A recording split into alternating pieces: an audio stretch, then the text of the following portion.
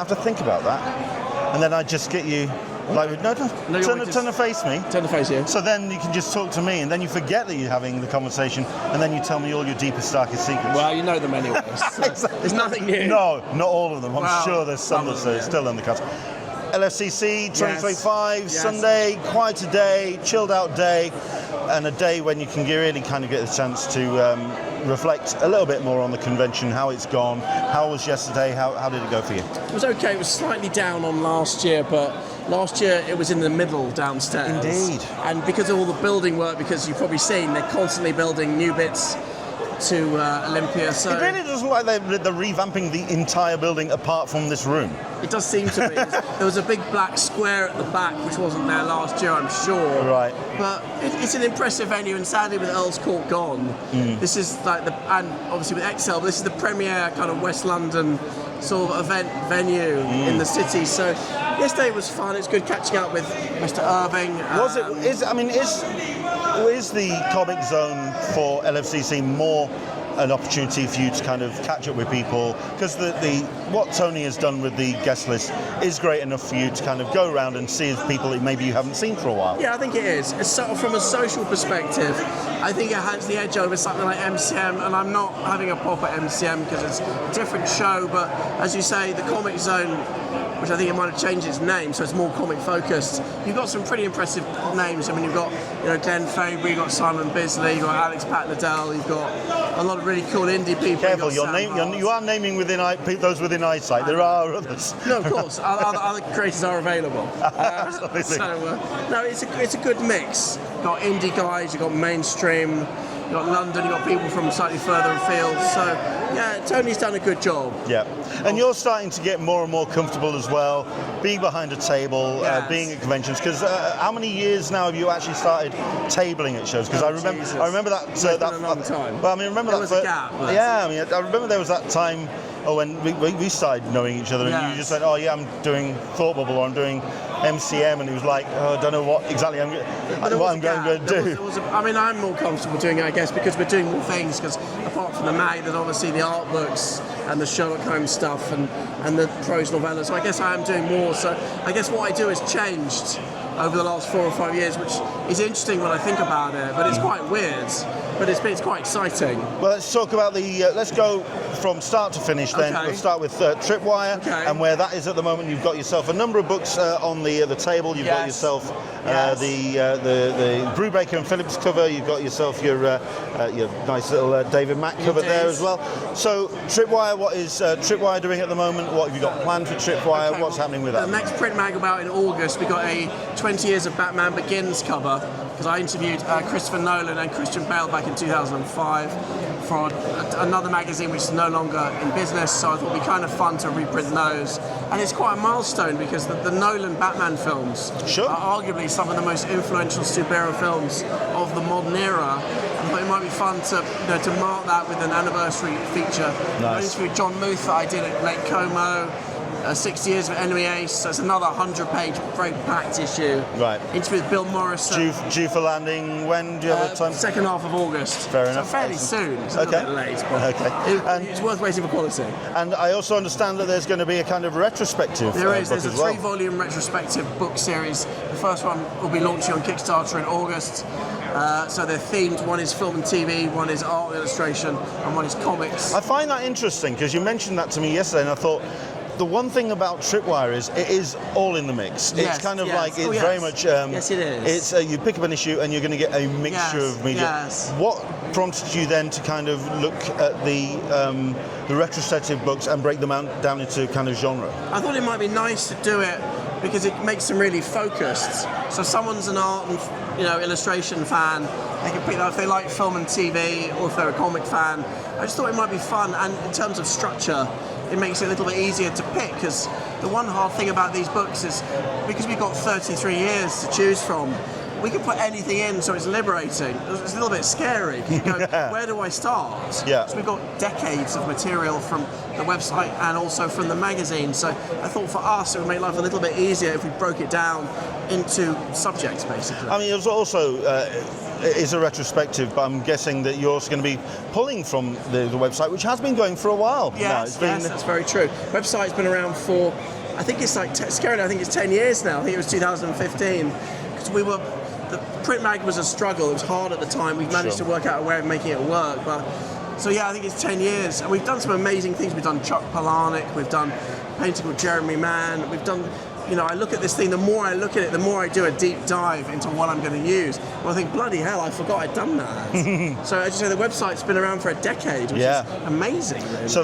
I can imagine there's that wealth of material that's on the site as well, which you can then pull and this stuff people would have never seen in print, because print obviously is a different beast to web, because with web it's free, it's the immediacy. Sure. But with print it's a bit less ephemeral. It's something that people will keep. And these are books, because they're going to be designed, approaching it in the same way that we design everything. It'll be a book that we want people to keep, to put on their shelves, to treasure. Nice. And for yourself as well. And for myself, it's great way. It's like a legacy thing as well, to go, look, this is what we've done, and to go, this is, because I said there's so many things that I've forgotten that I've done. So I've done this for so long. Like we're running a Carl Urban reprint. I interviewed him for Judge Dredd. Running it in the mag, we might run in the book as well. And I'd almost forgotten I'd done it. It's so weird. I look through my archive and go, blimey, wow. I forgot I'd spoken to them. That's brilliant. Which is exciting. Absolutely. Then, of course, you moved into an element of the book which was original stories inside and getting your own comic. I mean, it's one of those kind of like high fidelity moments where you actually, instead of being the professional critic, you are putting something back into the world. Pick it up, show it off. It is, of course. This is brand new out. This is the paperback of the Sherlock Holmes OGN Volume 1. Brilliant stuff. It's slightly different because I removed one of the shorts because it contradicted the story. Oh wow! With the first book, so this is show off a little bit of the art. Okay, well let's this is a swing it around here. Sci-fi steampunk Sherlock Holmes. Fair enough. When Watson leaves Holmes, he goes to unravel the DNA helix with Crick, because the people that unravel the helix were Crick and Watson. So I thought it was a bit of fun. I thought I'd play with history, and Oswald Mosley becomes Prime Minister to create an army of super soldiers, and so Holmes is forced to join forces with people he's not comfortable with to restore the status quo of the country. So it's a broad sci-fi steampunk adventure, and it took 20 years because we put together, in fact, the show. This is the original, these are pages from the original embryonic I